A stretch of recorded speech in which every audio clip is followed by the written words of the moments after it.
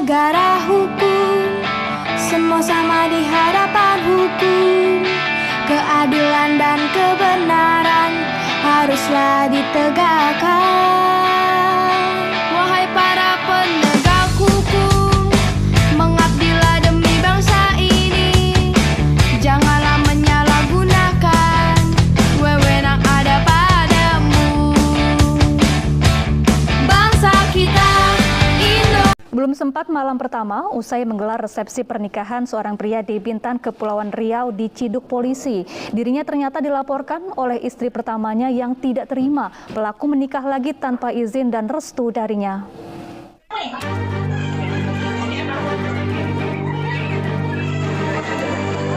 Akannya di situ Kak ya? Akannya di situ ya? Har tidak berkutik dan hanya bisa menunduk malu saat didatangi aparat Polsek Bintan Utara di rumahnya, Jalan Manggar, Gang Abdul Karim. Har tengah melangsungkan pernikahan dan resepsi dan belum juga usai dan masih banyak keluarga dan kerabat yang berkumpul bersuka cita. Har ternyata dilaporkan oleh istri pertamanya yang keberatan dia menikah lagi karena tanpa izin dan restu darinya.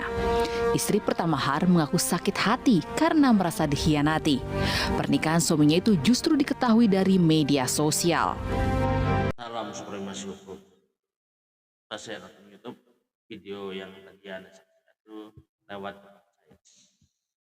Wah bagus nih buat edukasi masyarakat tentang hukum.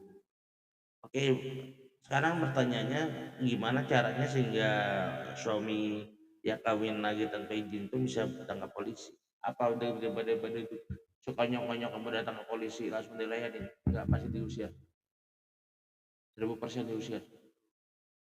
Terus gimana caranya?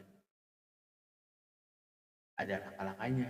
Makanya buat dia ini bahwa perkawinan itu nggak yang kalaupun mau terjadi poligami itu harus ada minta izin dari istri dan putusan pengadilan. Ingat, garis bawahi, Indonesia adalah negara hukum, bukan negara Islam. Indonesia adalah negara hukum, bukan negara Islam. Jadi tunduk dan patuh sama hukum yang berlaku di Indonesia. Dan kalau gimana kalau suami kawin lagi tanpa izin istri? Nangis, jatuh ke pukul, cari ini bodyguard buat hajar.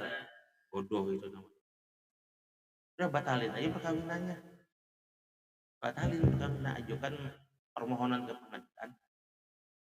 Itu diatur kok Undang-Undang Nomor 174 tentang perkawinan itu pasal 22 sampai 28 namanya perkawinan dapat dibatalkan jika syarat-syaratnya tidak terpenuhi. Di mana di daftarnya bisa pengadilan negeri kalau dia non muslim, kalau agama atau pengadilan kalau Islam ke pengadilan agama seperti itu. Juga pasal 23 kalau poligaminya ilegal terus di bawah paksaan, terus juga pasal 25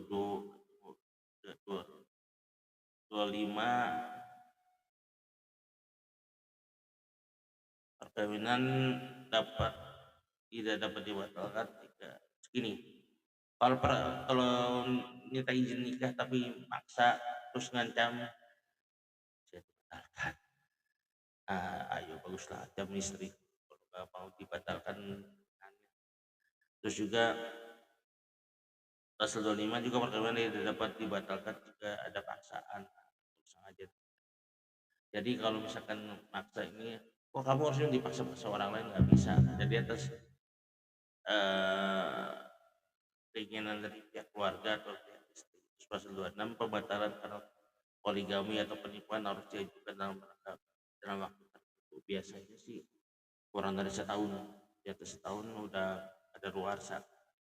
Pasal 27 perkawinan yang dilangsungkan di bawah ancaman atau paksaan salah sangka mengenai diri suami atau istri dapat dibatalkan. Batalnya perkawinan dimulai setelah putusan pengadilan tetap dan berlaku sejak berlangsungnya perkawinan tidak berlaku untuk anak. Jadi ketika sudah ada putusan pengadilan, permohonan itu sudah surat dibatalkan, baru dibawa ke polisi bahwa terjadi perkawinan yang tidak sah dan tidak surat pembatalan. Gugatnya terus gimana? Ya gugat dengan pasal 411 dengan tuduhan penjerat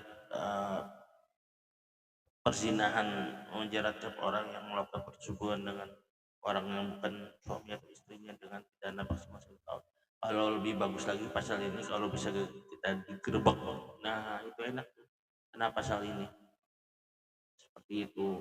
Jadi kalau suami kawin lagi atau apa tanpa izin atau ancaman bisa nangis, batalin aja perkawinannya.